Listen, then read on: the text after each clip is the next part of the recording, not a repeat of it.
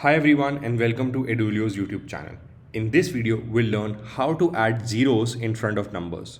So how to take your data from this to this. So let's get started. Now I have employee IDs here and employee name here. What I want to do is I want to add zeros in front of these numbers.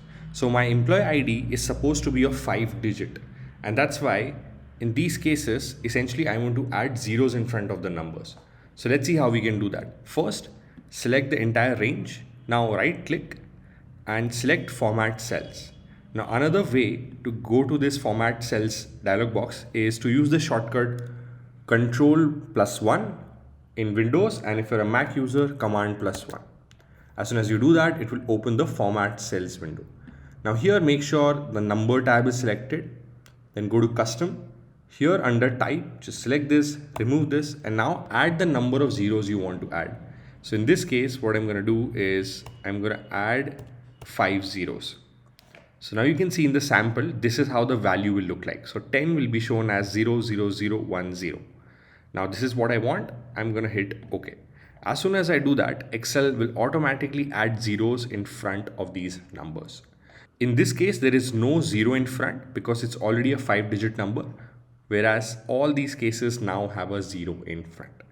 Now there's one more quick way to do this. Let me show you that.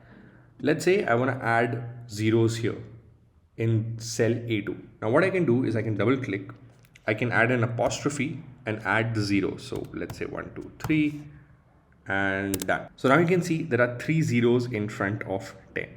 Although that's not a great way to do this, because when you use apostrophe at the starting, it converts the value into text. So this value in A2 has now become a text value. All the text values in Excel are left aligned while numbers are right aligned. So you can see that now this value is left aligned, which means it has become text.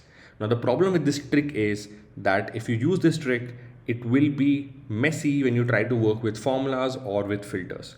So it's not ideal to use this trick, but anyway, it's good to know a quick trick which might come in handy in future. If you like the video and want to learn in-depth advanced Excel concepts like vlookup, index and match, pivot tables, pivot charts, Power Query and much more, then check out our advanced Excel course, which covers everything from a beginner to advanced level concepts. The link is in the description below. Now, thank you so much. Make sure to hit the like button and also subscribe to our channel to see more such content. Thank you, and I'll see you in the next video.